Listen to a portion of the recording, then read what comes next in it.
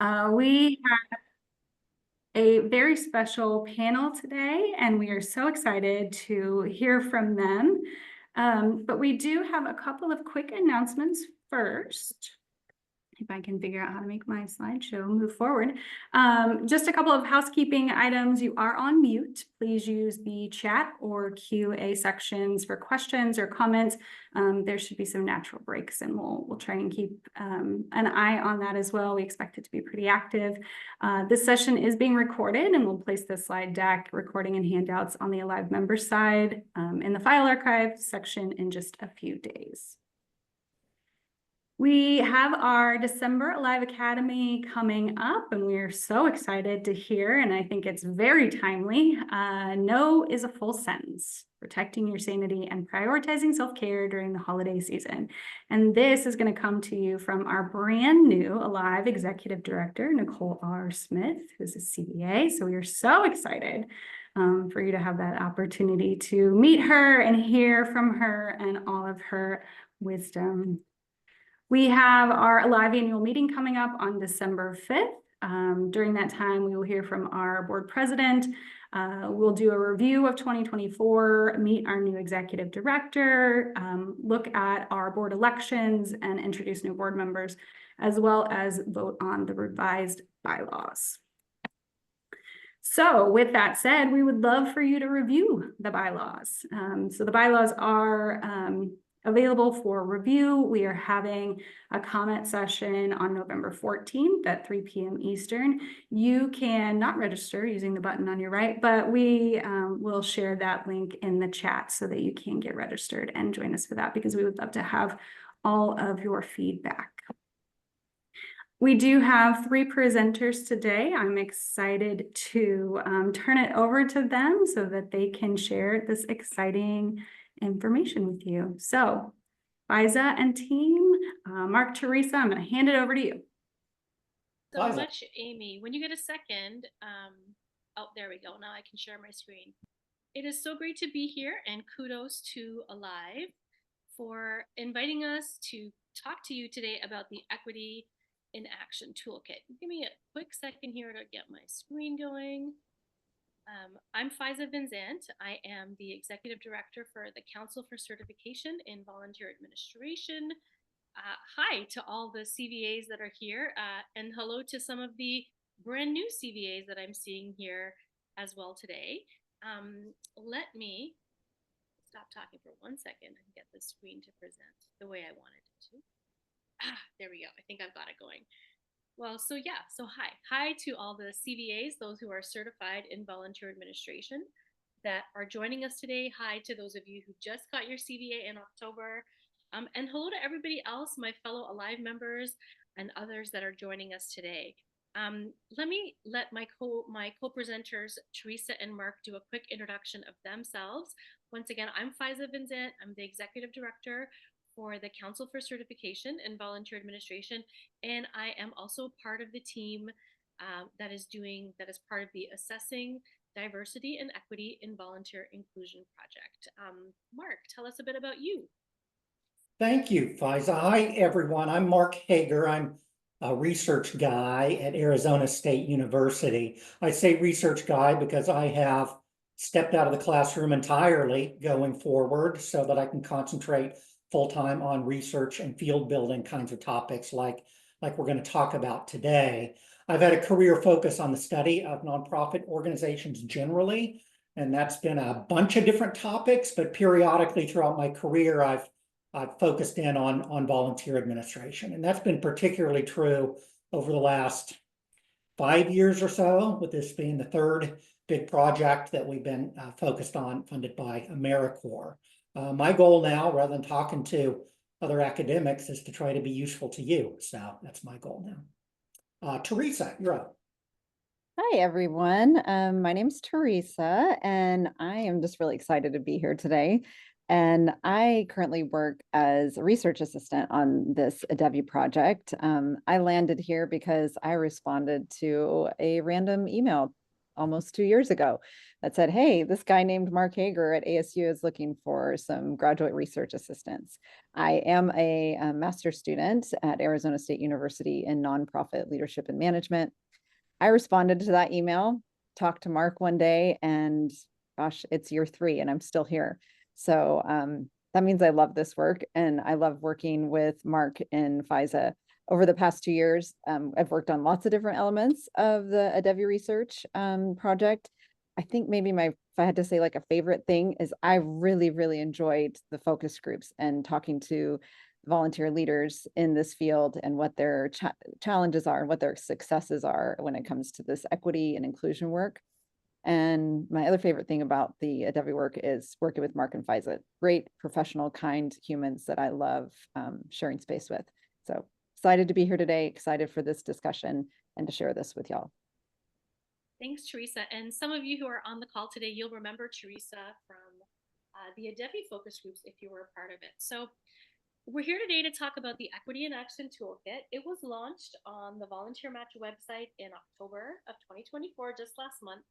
And when it first launched, we had 13 tools that were available for leaders of volunteers, and we are now up to 18 tools. The 3 of us, along with a group of CVAs, are continuing to work on refining and creating tools. And we're really excited to share a little bit more about that with you today. We're going to cover with you today how the toolkit came to be a reality, how you can make it work for you. And then we'll also look at a few tools together and then share some lessons along the way. So let me turn it over to Teresa next.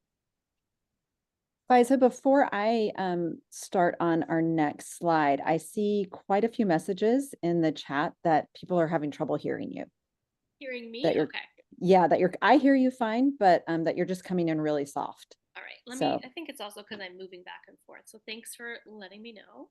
Anything else in the chat before we get started? Hi, Shelly, I see you.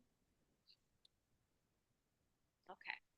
We are going to do something kind of fun today, which is using the Mentimeter site and tool. So this is Mudang, who is apparently just viral, just this wonderful pygmy hippopotamus in Thailand. And we're going to use her kind of as an icebreaker and get you guys engaged. If you guys can, on a separate device or on a separate window, go to the mentimeter.com and enter the code at the top of the screen, which is 57982246. And let us know which Mudang are you identifying with today. Just want to see where everybody's at. There's probably a really wide range of feelings and just maybe even personalities today. Menti is really great to use with your organizations or your work groups. And when people can participate, it's just a really fun way to get your crowd involved. And sometimes it's also a great way to answer difficult questions in a sensitive, anonymous way. Look at this. Okay. So if I had to say, I am definitely like number 5, just kind of out there, all feeling all the feels. Let's see, we have, yeah, we're kind of spread out. I see quite a variety of answers there. Lots of if we can get they're just kind of sitting there in the corner. I get that feeling today. Kind of coiled up. Yeah. I can respect that.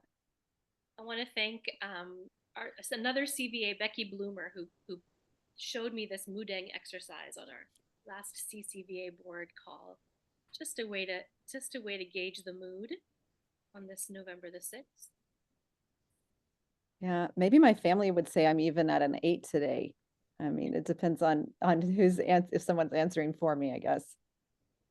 Do we have, yeah, let's get some more responses coming in. As many as we can is great to just see how the exercise goes and see how everybody's checking in today. If everyone's got the hang of that, I think I'll let Mark introduce this next thing that we need some responses for. Yeah, thank you. Let me reiterate a point from my introduction in saying that this Equity in Action Toolkit was created with the intention of being useful to a diverse group of individuals who are engaging volunteers. So it's very flexible. We wanted it to work for the local soccer league organizer, the all volunteer-led grassroots community food pantry, the volunteer coordinator at the local theater or opera, and the director volunteers at the county hospital, just to name a few types of venues. It needs to be broad enough to apply to a variety of places. So I'd like to hear a little bit about that variety. And I see you already chiming in here. Who is with us today?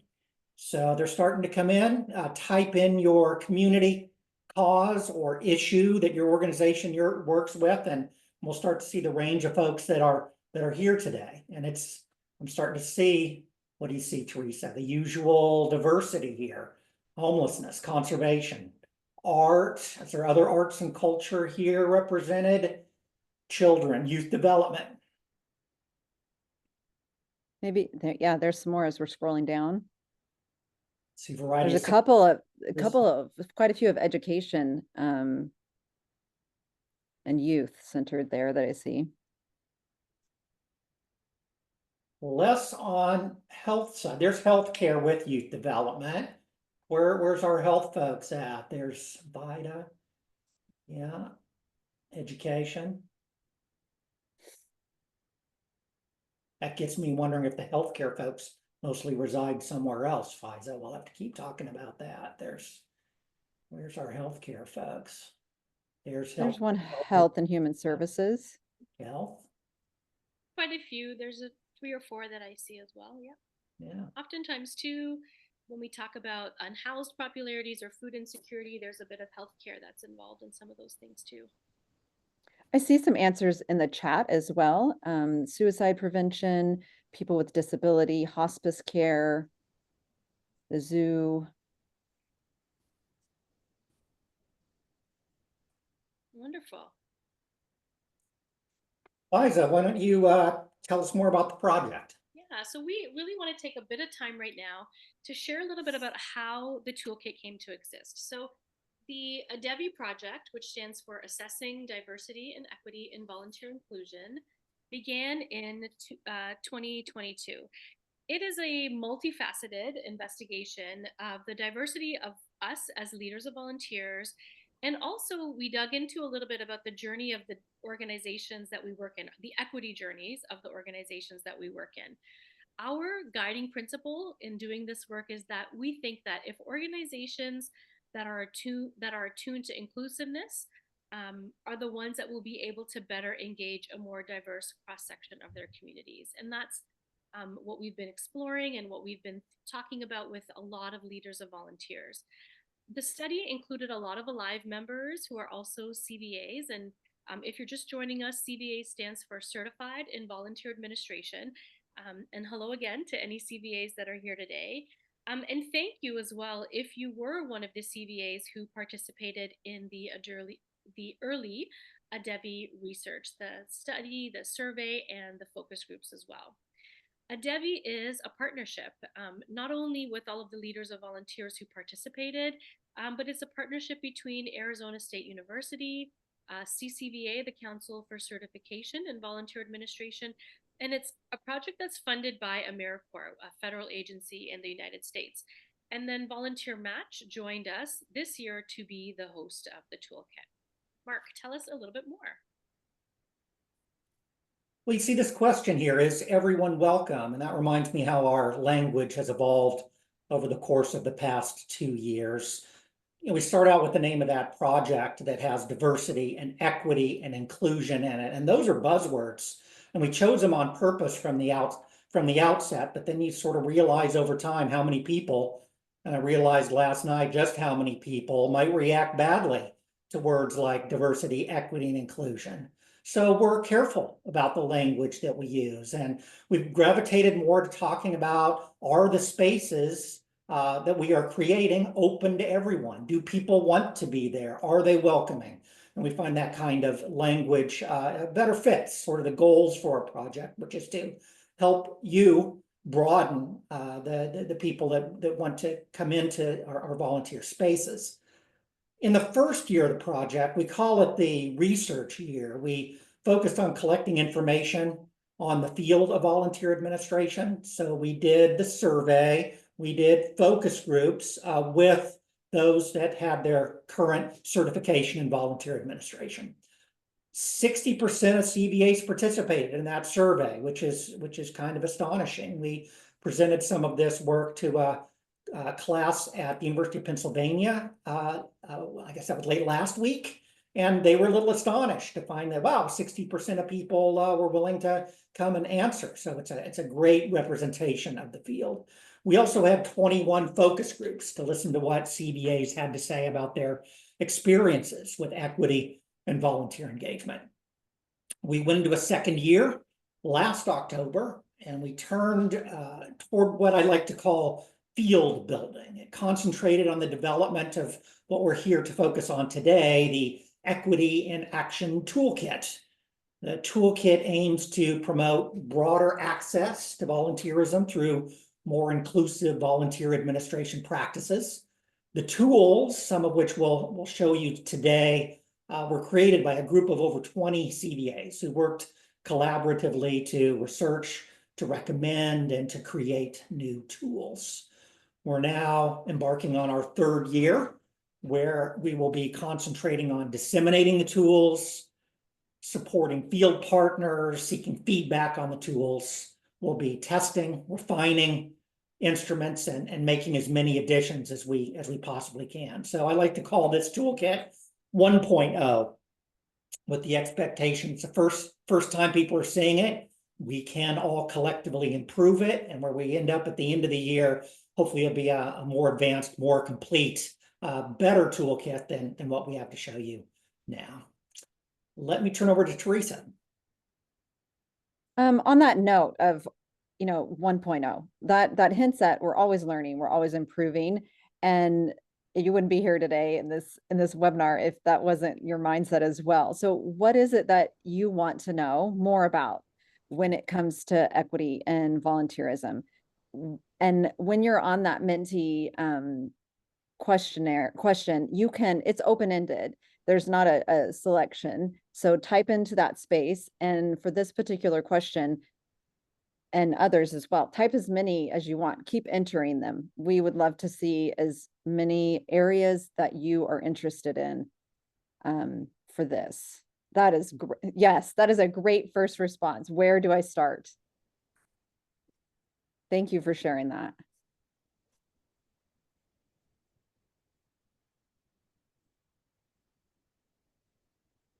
Yeah, this is how can I make a welcoming space? That was, yeah, like Mark mentioned, that's language that we've embraced. Is everyone welcome? It's the big organizing question. Yeah. Welcoming. Navigating conversations with individuals who disagree about these types of efforts.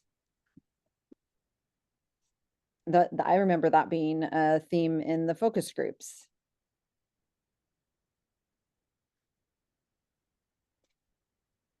Faiza, do you want to scroll down on those responses just a little bit? We've got a lot. Yeah, this is great. I love the participation and the engagement here from everyone, because this is really important to conversation. I love the point there about how do I know? I mean, the whole data collection, data question, how do we collect information? Yeah. This is another point that I remember coming up. How do you bring along or dismiss someone who's not willing to be and act equitably? And how to let everyone else know this is a priority, other staff. Yeah, that caught my eye too. How do you get your colleagues on board with staff, other volunteers, sometimes board members, executive staff? It can be a challenge.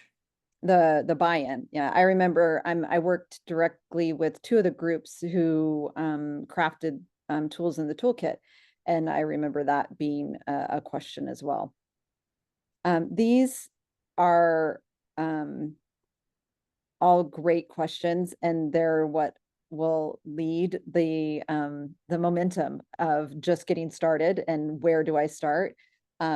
I really appreciate everyone being thoughtfully engaged and sharing where your minds are and where your questions are.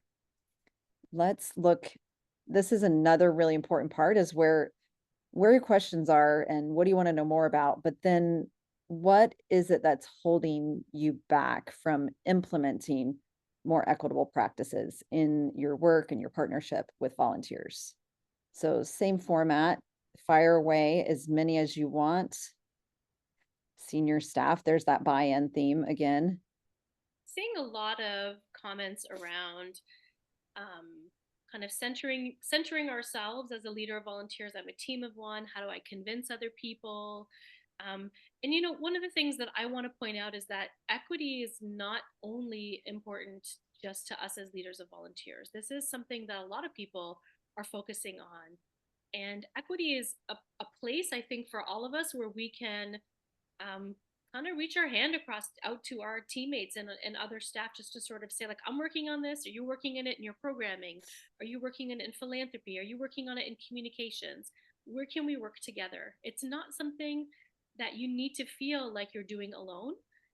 And I also, you know, want to remind those of you who are part of Alive, you know, if you're not currently part of a community of practice that Alive is running, join one, because you don't have to be doing this work alone.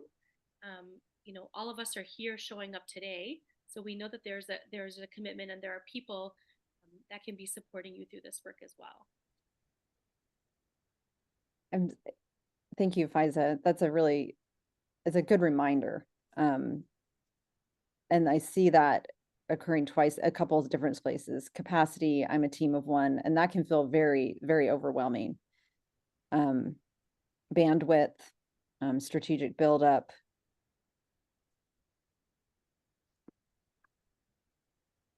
There are some common themes here that I think are important, and I think the toolkit is not a one-stop solution, but I think is helpful in some of these areas. Community buy-in. To me, this is the main question.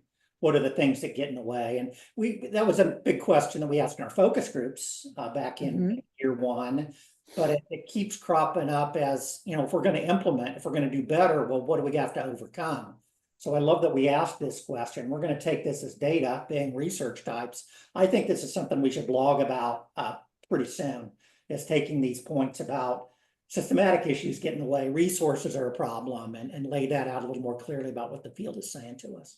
Yeah, and I think one of the things that you're going to see when we finally jump into what some of the tools are is that we aren't asking you to recreate anything. What we are acknowledging is that as leaders of volunteers, you're already doing amazing work, right?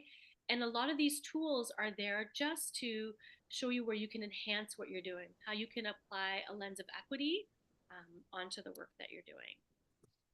So yeah, 20 minutes in now, I guess we ought to probably talk about the toolkit. So we had two main goals when we created this toolkit. One is to broaden access to volunteer opportunities. Our hope is that more people will see themselves in the invitation to volunteer and feel safe and welcome in exploring those invitations.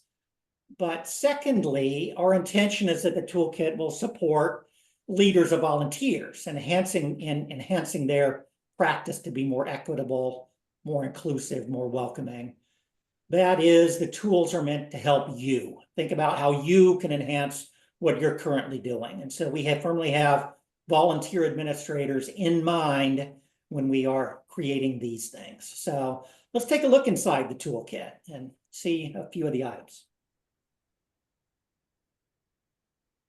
The toolkit can be accessed on the Volunteer Match website at the link you see on the screen here. It's also prominently linked from the homepage. So hopefully people will find it that way and through the links from various blogs and newsletters that are advertising it right now. It's organized in 3 parts. Planning for volunteers helps with planning, strategy, and internal work needed to create equitable and inclusive volunteer experiences. It includes tools for strategic planning, documentation, marketing, communication, creating inclusive volunteer position descriptions, and recruitment. You can use these tools to enhance some of your current practices or identify where you may have some gaps on your way toward a more inclusive volunteer experience. The preparing for volunteers section was created in order to meet the diverse needs of volunteers. These tools are designed to help you create accessible orientations, inclusive training, and meaningful reflections. Tools found here will help you communicate the impact that volunteers can have when you partner together. You can use these tools to enhance some of your current practices or identify where you may have some gaps on your way toward a more inclusive volunteer experience. Thirdly, we have a section called Building Volunteer Relationships. Tools found here focus on how you value volunteers. Some tools guide you in applying an equitable approach to coaching and mentoring your current volunteers. Other tools are designed to help you rethink ideas around recognizing and retaining volunteers. You can use these tools to enhance some of your current practices or identify where you may have some gaps on your way toward a more inclusive volunteer experience. Now, if you first visited the toolkit some while ago, you saw sort of those sections, and there have been a few recent additions that you can see here on this slide. These are a few new tools that have been added just in the past week. And so if you're new to the toolkit, it's all new. But if you visited before, come back. And we encourage you to take some time to review tools, both old and these brand new ones. Liza. So how do you make the toolkit work for you? And, their answer is that there isn't one right way. We are all coming to this work. We are all within our own organizational culture. Some people don't have a lot of leadership buy-in. Some people have a lot of leadership buy-in, but just don't have the resources or the training to get move forward. We all work within a very specific community context, and then most definitely, and I think what is something we all sort of have to really acknowledge and own and step into is that we also all have our own unique lived experiences. So I say that to say that it really doesn't matter how you start the work. It's just important that you just get started. And you'll hear us say this so many times that it really doesn't matter. Just get started. So here's some suggestions from us.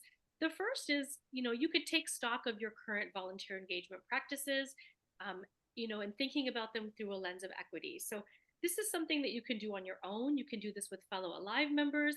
You can do this with a colleague or in a team. One of the tools we have that's really great at doing that is the Equity Practice Framework, and Teresa will show us that a little bit later. You can also make this a team effort, right? Guiding questions for equity and inclusion and volunteer engagement is a wonderful tool. And this is for the team that wants to think strategically about equity and volunteerism. And it was created after several CVAs who were part of creating the toolkit all referenced an article written by an Alive member that you may all know of, Sue Carter-Kale. Sue wrote an article that informed this tool. It requires a lot of deep thinking, and it's something that would really work well if you are with a team of community members, staff, and volunteers working together to go through the questions. And I've mentioned before that, you're already all doing amazing things as leaders of volunteers, as members of Alive, as CVAs. Think about the toolkit as enhancing your current practice, applying a lens of equity onto what you're already doing. So an example of that is position descriptions. That's a great place to start. And Elizabeth Garabrandt, an Alive member and a CVA, created an incredible tool, a guide for creating inclusive position descriptions. Take a peek at that. Teresa's going to show us that in a little while as well. And just think about, are there things you can do to enhance or add to your position descriptions to make them more inclusive, right? And to look at them from a lens of equity. And maybe you don't know where to start, and that's okay too. We are asking you then, be curious, be intentional, block maybe 15 or 30 minutes a week to dive into a tool or to think about it. It may help you just broaden the way you think about a current practice. It might validate an equitable practice that you're already doing so well, or it might inspire a change in the way that you say things or the way that you do things. I don't know, Mark or Teresa, would you add anything to that about how to make it work for you? Well, let me jump in just to underline one thing you've said here, Faiza, and that's the variety of uses that these tools can be put to. They are flexible, they are varied, they've been created by many different people to address a variety of different things, all through a lens of equity. But when I look at the sum of the tools, they sort of fall into two big camps for me. One is that they're good tools for an individual manager, like just you at your desk, to use to look through, to use it as a check sheet to say, do we do this? Can we do something differently? It will inspire you to go in a new direction. So it's a sort of, can I use this tool? But there are a variety of tools here that are sort of different from that. They're more like discussion tools. They're for convening your management team, your HR team, others in your organization, could be the board, could be volunteers, people who are really involved in building programs and policy for your volunteer management efforts and facilitating a discussion. I sort of imagine a group sitting around a conference table and you got a chance, you ask a question, everybody jots down their thoughts on a particular question. It's an opportunity to really open up discussion. Those are two very different approaches, but an example of the variety of ways that the tools can be used. Teresa, any thoughts here? I echo those sentiments, and I want to touch on the just get started a little bit, but I think we'll jump into taking a peek at some of the tools because I think that will come up as we do that. There's three tools we kind of want to share with you that all have a different aspect to them that I think highlight different parts of why we created them, what's cool about them, and how they might work. Faiza is going to get those up on the screen so we can just talk through that while we're looking at them at the same time. Thank you for doing that, Faiza.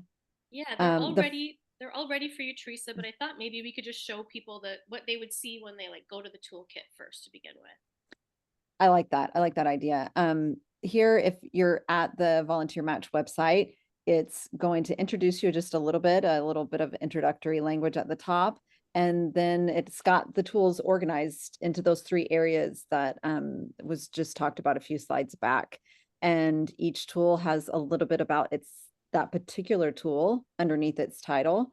And when you click on the title of the tool, it, depending on your computer settings, it might open it up in a new window.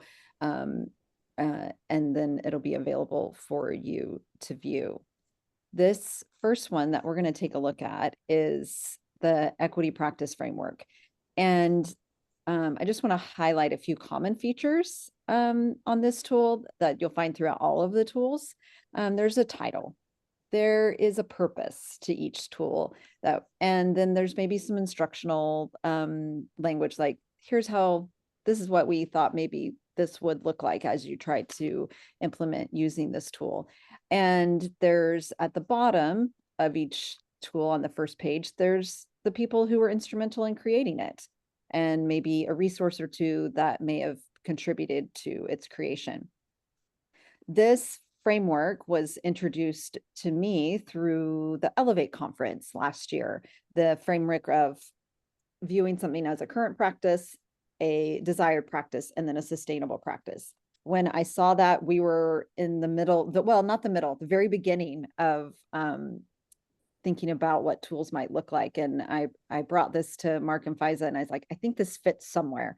And so we developed this framework off of that idea that was originally used for sustainable jobs. It works great here. And for this tool, I really feel like this is the trampoline, the jumping point. If you're not sure where to start, how to start, I feel like this is a great place to sift and sort, and things will come to the surface that really maybe should be prioritized or where you want to focus your energy. The way you would start with this is listing a current practice. And for this tool, we have done that for you. Just an example of what a current practice might be, a desired practice, and a sustainable practice. There is on the second page of this tool, just empty space, a template. print off as many of those as you want and start that process for your own practices. And I think working through this framework then maybe gives some directional arrows of what other tools you want to click on next. And then instead of, maybe throwing a dart randomly at a dartboard and just clicking on what sounds good, this can provide a lot of direction. Faiza, anything you want to add about the framework? No, I think what I like about these tools is when there are examples provided, they're relevant examples that we know that leaders of volunteers are going through. So on the equity practice framework, there's an example here about a current practice being that all volunteers must complete a background check. And what we've done is we've just kind of spelled out for you sort of the thought process and how you might be able to use the tool in a way that works for you. So thanks, Teresa, for bringing that to the toolkit. Where do you want to jump to next? I think let's take a look at the inclusive position description. Great. This tool in particular, again, we have a title, we have a purpose, and how you might use it. And this tool really highlights the fact that these tools are meant to enhance. We had continual conversations at the beginning of this process that this isn't a volunteer administration guide. It's not that. It's, hey, we want these things to help you with what you might already be doing to make what you are already doing more equitable, more inclusive, more accessible. And this tool is a really great example of that. The volunteer inclusive description guide is going to give you how it's going to tell you how to take your current volunteer position description and look at it, examine it, and say, how could this be potentially more inclusive? The first page is going to give you elements. If we want to scroll down just a little bit, elements of the inclusive volunteer position, and such as role clarity, skills and qualification, physical demands, all things that you want to make sure are included in your volunteer position description. And the third page is an example. We like that each of those elements from the first page are incorporated into this as an example of a pantry position for a volunteer. There is, though, the element that everything is customizable and adaptable, and there are going to be some elements of inclusive volunteer position description that are absolutely not applicable in your situation. And that's where you get to pick and choose and make this right for your context. I wanted to add, Elizabeth Garabrandt is the author of this tool, and Elizabeth is someone who self-identifies as neurodivergent. And in this work, you're constantly learning and you're constantly unlearning. And this was one of the tools where I had to unlearn a lot and learn from Elizabeth and her experience. I love this tool because it asks you as a leader of volunteers to put yourself in the shoes of a volunteer and really think about what are all the things that they might be thinking about before they go on and accept a role with you. And I want to just get really specific here, just because we have time with you and not everyone else. We won't always be able to take everyone through the tools in this way, but one thing that Elizabeth mentioned is, as someone who's neurodivergent, is this piece at the bottom about the environment. And it says things like, this role takes place in our warehouse. It has a concrete floor. It's a cooler space. Lighting is inconsistent throughout the space. There are large fans overhead. Loud noises are common. And something really important that she pointed out to me that I never thought about: the same warehouse staff are present during each shift. Different clients access the pantry each day, and the volunteers present will differ from day to day. And in how she experiences things, and for her, she said this is really going to give somebody who maybe is more introverted, or somebody who has different sensory needs, a real feel for what it's going to be like in the environment, and then will help them decide whether they would select this type of role or not select this type of role. And really, it's one more step that you can take to set someone up to be successful in this kind of role. And then I see in the chat that Monica says, I'm about to update all our position descriptions, so this is perfect. Gracias. Yes, Monica, take a look and see if this is something that can help you enhance what you're already doing. And Kristen, yeah, the link is going to be shared as part of this presentation. It's a few comments up in the chat box, as well, with Mark. So you'll have a link to the position description tool and all of the other tools as well. Teresa, should we move on to the next one? I think that's a great idea. I really appreciate you sharing the personal links to some of these tools and the CVAs who had developed them. It's helpful to understand the source of such great ideas and in these tools. This one, as well as a few other tools, I really I appreciate, and I love the idea of connectivity with the volunteers.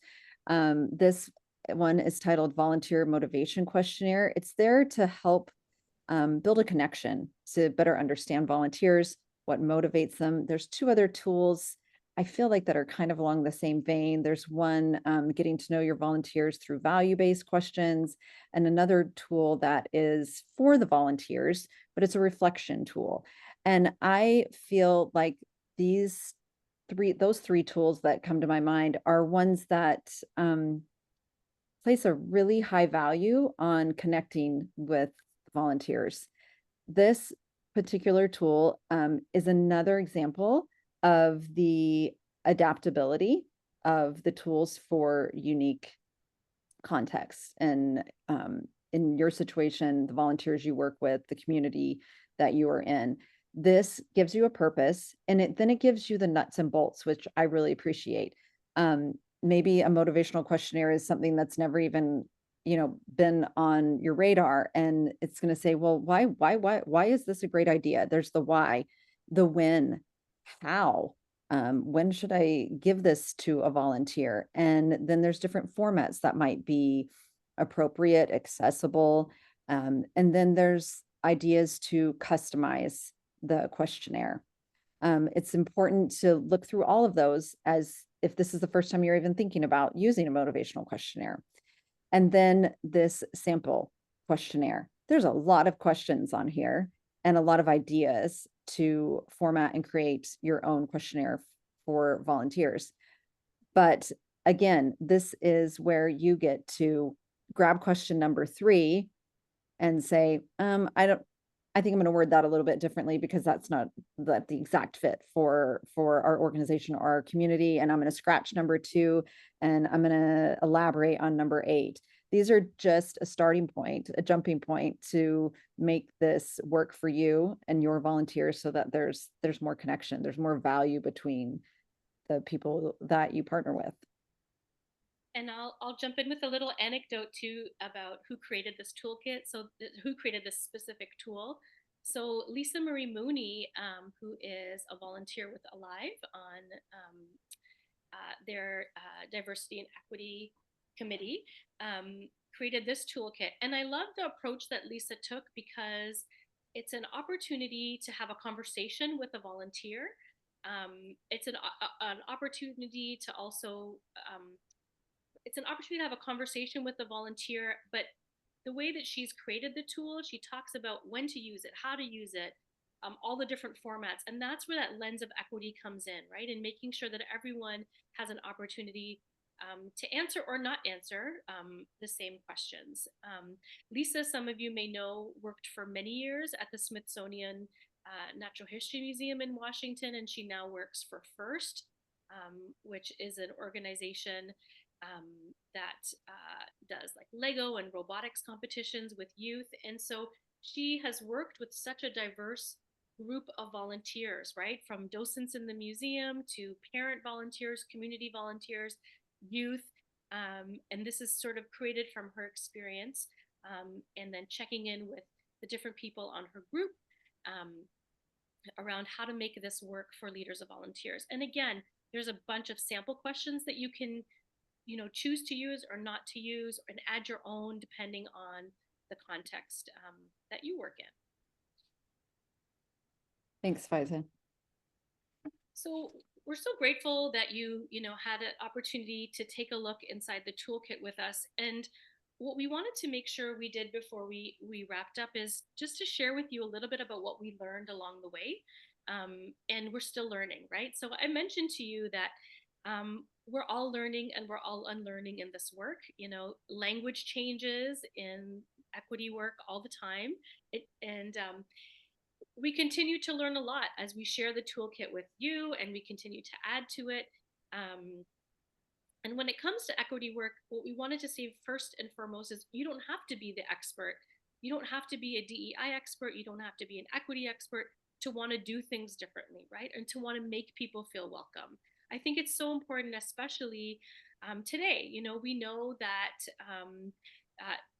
today in our country, right, there are people who are celebrating and then there are people who are not. And it's a one time where we know we need to come together. We need to make sure that everyone is feeling welcome and everyone is feeling included, no matter what they're feeling. So that is why it's so important to really just get started. We also learned that we're going to make mistakes along the way. I've been in this field for 25 years and I cringe at some of the mistakes that I've made when it comes to equity work. But I forgive myself for that. I have grace for that. I acknowledge where I've made mistakes. I make amends where I need to, and I keep trying because I'm just not satisfied with standing still anymore and not doing anything. The other thing we've learned is that there is no one right way to do this work. If you remember when we asked you, you know, what is it that we all want to learn when it comes to equity and volunteers, and where do we work, for example, our answers were so diverse.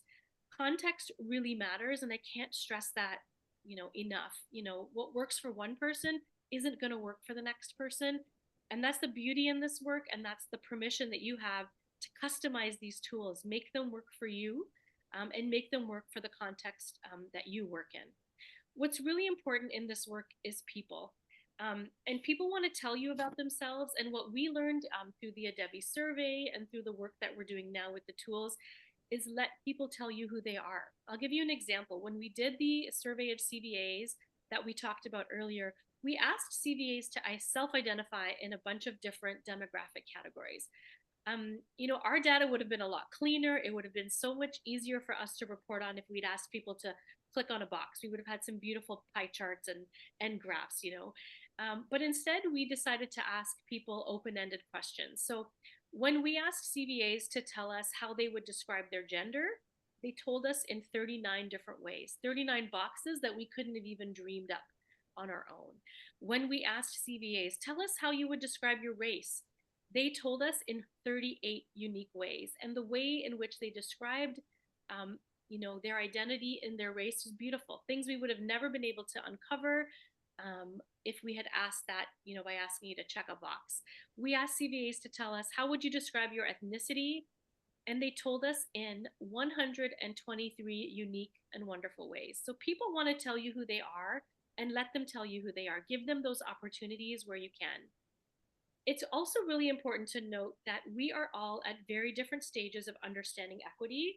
We are at different stages of having comfort, talking about equity on our own with ourselves, around the kitchen table, at work, even within our community. There are different levels of comfort that we all have. Meet people where they're at. It's so important to try your best to understand where others are, but also be really real with yourself. What are you comfortable with? And use that as a starting point. We also learned that what we do matters. And that means that we may have statements, we may have policies, and all the written things, right, to demonstrate that we are committed to equity, you know, and that all are welcome. But that what we do matters. And so even though we say all of the things that we think we should be saying, if a volunteer comes to your organization and doesn't feel that they belong, they don't feel that they're included, then there's a disconnect there, right? And between what we say and what we do, there's a disconnect. And what we want to do is bridge that gap. It's really easy to say all the right things. It's a lot harder to work at doing the right things. And we're hoping that this toolkit helps you along the way there. You know, one question that we asked ourselves a lot while we were creating these tools is what Mark asked before, you know, is everyone welcome? And the truth is that you may think that people are feeling welcome. You may be thinking that you're extending the invitation, and people are still being left out. They're not feeling welcome, and they don't feel like they belong. And Dana in the chat box, it says, people won't stay where they are not respected and valued, or worse, in a hostile workplace. So people are being left out. It doesn't have to be that way. Start doing something to build a more equitable and a more inclusive experience for your volunteers, and start today. I want to just read a couple of the comments that are coming in from the chat box. Hi, Shelly. Shelly says, I love that we are learning and unlearning. This is great verbiage. Thank you for adding this to our thought process. Yeah, and I say that because perfectionism is a tool of supremacy culture, and we don't have to be perfect in this work. It's changing, and we're not perfect. And I think as long as we are trying, and as long as we are starting somewhere and really making that authentic effort, that's what's really important. Shelley says, when thinking about holidays and special days for different cultures, is there a recommended calendar to use that is all inclusive? It's a great question, Shelley. I've seen a few out there. If you Google diversity calendar, just diversity calendar, there's an amazing one that comes up. But I also want to say, context is really important. So if you work in a community where there is a population that's, a large population that celebrates a specific holiday, acknowledge that, acknowledge it, be part of it. But don't be that person that's all of a sudden posting about every single holiday, but really has no connection to the community, doesn't show up for those communities. Again, what you say and what you do need to be aligned. So just saying or recognizing holidays, but then not also following along with the actions that go with those holidays, is where you can have a misstep. So think of that and remember that context matters. Mark and Teresa, anything you want to add before we wrap up? Well, I'll jump off something you said, Faiz. I'm struck that you and I have been working together so much the past couple of years that we're drawing some of the same conclusions, or repeating. Look at that. Soon we'll be dressing the same.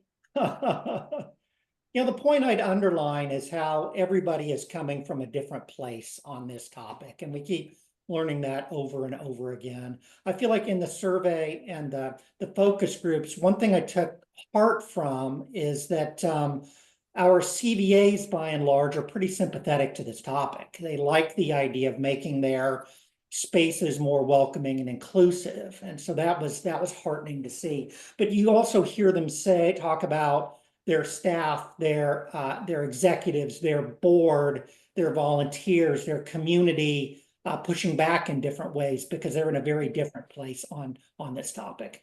And that's been the case for me. I'm a good example of this. Over the past decade or so, in my own workplace or my associations, I would see the topic of equity come up, and I'd mostly just let it float by me.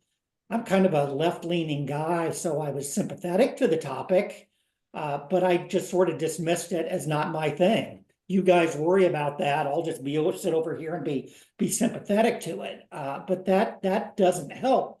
And it took me a long time to realize that I need to be part of the conversation. And it's this project that's done it. Not everybody gets that, but that's what it took for me. I had to have explanations. I had to have this experience so that I could grow in the topic, to understand that I had something to do. I have something to say. And I didn't think that was the case when we started 2 years ago. So even your most sympathetic colleagues may have to be brought along on this. And that's a big part of what has to happen to make our spaces more inviting. Teresa? I will just add that sometimes it can feel, or maybe it'll feel like we have the weight of fixing it all right now. We have to put all these tools in place and make everything better right now. And that's impossible. That's not our job to fix it all right now. And I think of Mel Robbins, who does that countdown, 5, 4, 3, 2, 1. Just do something. Just get up and do something. Whether it's the equity practice framework, whether it's a tool that you want to use right now, grab that one tool and go. And maybe it's a tool just this year. Maybe it's just one tool that's implemented and you see the positive effects of that. And then next year it's another, but it's something and it's doing. And that's the beauty of this, just doing what you can, but starting. So I think we've got one last question on Menti, right, Teresa? We do have one last question on Menti. You're absolutely right. Who is being left out today from feeling invited to, welcomed into, and included in your volunteer opportunities? This is when you're thinking about grabbing that tool that you want to start on, or when you're thinking about filling out the equity practice framework.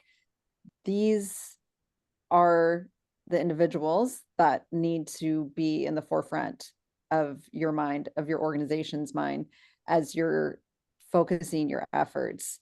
Who is that that's being left out in the volunteer opportunities that you lead? Yeah, and some of the things that are coming across the screen right now, be really specific. If you're gonna if you know minorities and youth, be really specific. What does minorities mean, right? In your community, is minorities. Does that have to do with age? Does that have to do with race, ethnicity? What do you mean when you say minorities? Be really specific about that as well, right? And when you say youth, is it just age? Is it youth from a specific language speaking group? Get really specific about who it is that you want to include in the work that you're doing with and for your community. As these answers, oh, sorry. I was just going to say, I think it's incredibly brave, the folks who are actually answering this question, because this is a difficult question, right? And this is asking us to point at what could we be doing better. So kudos to all of you who are taking the time to answer and think about who might not be feeling invited, welcomed, and included. Yeah, transportation is an ongoing challenge, and scheduling, schedules, tight schedules. There was one more question in the chat, Faiza, about tokenism. Yeah, I was gonna answer that. Yeah. So take a minute to keep answering this Menti question as well, because it's also a place for you to start doing your work. There's a question, I'll read it out, that says, how do you prevent tokenism when you have one person or a small group that represents an underrepresented population? It's a huge question, and without context matters. It's a difficult one to answer. So I'm just going to say that for whoever asked that question, I'll make myself available to go through with you what you mean by that question, and to better understand your context. Please reach out to me over LinkedIn, and I would be really happy to work with you on that conversation as well. The variety of these answers really points to the complexity of this issue, and I'm hopeful that the toolkit that we presented today gives you a place to start in reaching individuals that you feel are being left out of these opportunities. So we've got about a minute left. I wanted to say thank you so much for being here. We have one more invitation for you. So next week, my fellow CVA and Alive member, Jennifer Bennett, and I are going to be adding to the toolkit. We're going to take you through an exercise called the Identity Signs exercise. It's a tool that you can use with the volunteers your organization partners with staff, community members, and it will really help you to enhance the dialogue that you're beginning or continuing around equity, access, bias, power, and privilege. You can scan the QR code on your screen to sign up for that session, which is taking place on November the 13th. If you're not able to make it to that session, it's going to be recorded and it's going to be part of the toolkit. So it'll be available for you to watch on replay at in the toolkit, and you'll be able to learn how to administer that exercise on your own. And the last thing I wanted to say is thanks. Thanks for participating in our Menti. Thanks for being here and sharing, your equity journey with Mark and Teresa and myself. This QR code will take you directly to the Equity in Action Toolkit. And you'll also get all of these slides, including all of the Menti answers in a PDF that will be shared on the Alive website. I want to do a little bit of a plug for Alive. If you've joined us today and you are not an Alive member, I'm a member of Alive. I was a member of Alive when I lived in Canada and now living in the United States. It's an incredible network of leaders of volunteers, and I highly encourage you to join There are communities of practice, a CVA study group, an incredible mentor program that I was lucky enough to be a part of, professional development on a weekly basis, and amazing opportunities to volunteer. I'm really proud to be a volunteer of Alive as well. Mark and Teresa, I'm going to say bye, but is there anything else you wanted to say before we wrap up? No, I put my thanks in the chat. Thanks to Alive, thanks to AmeriCorps for funding the work, and thanks to Volunteer Match for hosting the toolkit. Lots of thanks to go around, including the folks who helped to create all the tools. So we'll be talking a lot more to the field over the coming year. You're going to see us at conferences. You're going to see us in webinars. We're going to hold what do we call it, It's a field seminar in the spring. We're going to try to get as many people in talking about this as possible. So y'all look for that and come. All right. Thanks, Nicole and Gretchen, for having us, and Amy, and we'll talk to you all soon. Bye.